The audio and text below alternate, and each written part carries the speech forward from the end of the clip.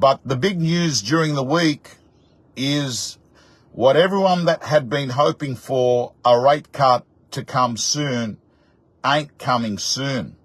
In fact, a number of articles, and one specifically in the Fin Review, with a leading economist, made the suggestion that there might be rates going up again due to the new data showing that inflation is far from being controlled, actually the opposite.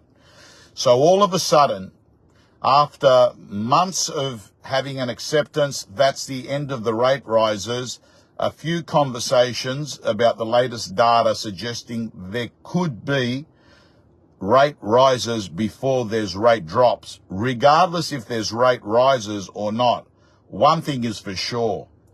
The vendors that were hoping that there would be a rate drop coming very soon, it ain't happening. It ain't happening. The second thing I want to touch on today is units. I believe that they are the hidden gem opportunity in our marketplace. And the reason I say it is that the gap, if you look at the data between a house and a unit now, has really widened. And when that happens, all of a sudden, units become good value again.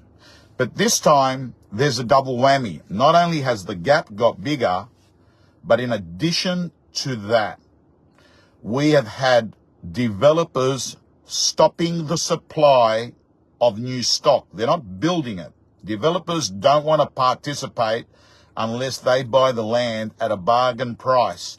And the reason why is building materials have gone through the roof. They also have governments which, whether it's the DA or changes to a DA, it's just blowing out. And time is money for developers. They're not using cash to finance their developers. They go to the bank and borrow money.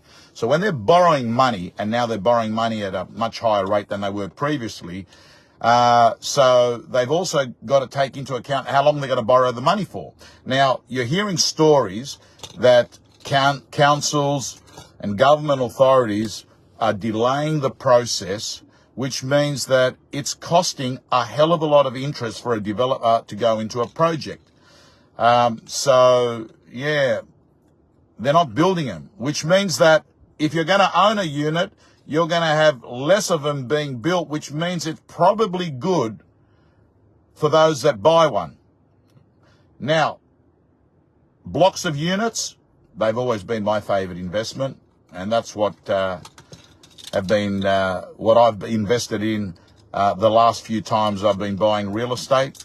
And I have to say to you, I think they're great investments. Blocks of units are great. If you buy a block of 4, you'll get it at residential rates, but you'll get a lot of competitive bidding because everyone wants the smaller blocks. If you buy a block of more than 4, you'll pay commercial rates, but you'll probably pick them up at a better return.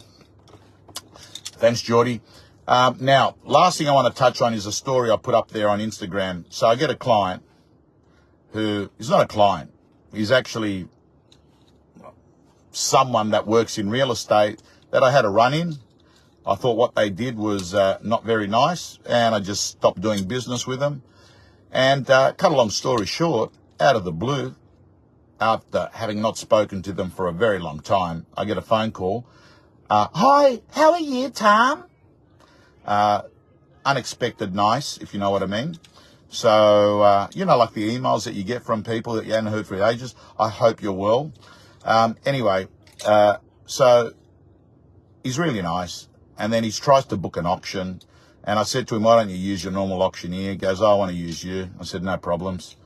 And then he told me, can you do it on the 1st of June? I said, no, I'm booked out.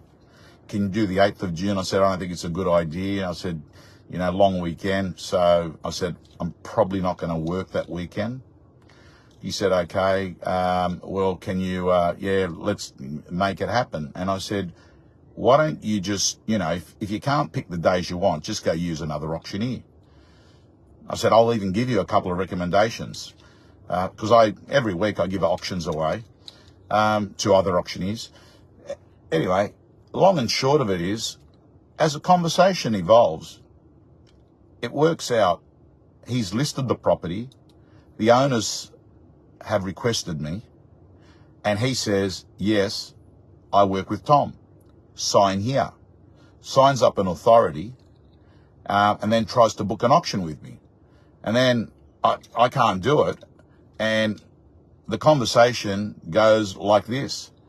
Well, can we try and make it happen? I said, I'm trying. And I said, but I just find it interesting that you really want to make it happen when I haven't spoken to you for ages. Why don't you get another auctioneer? I said, could it be possible that when you signed up the listing, you told the owners that you were going to use me because they asked for you? They asked for me. And he goes, that's right. And I said, don't you think it would have been an intelligent thing to do to contact me and ask me if I'm available on that day and time for your vendors?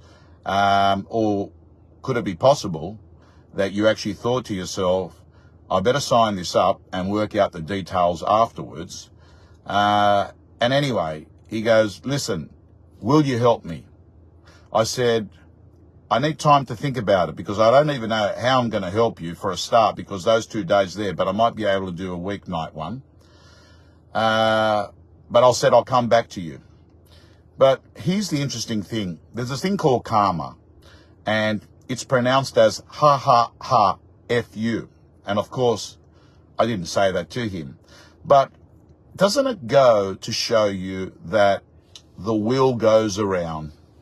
The wheel goes around. You don't burn your bridges with people because no one wants to deal with a smart ass.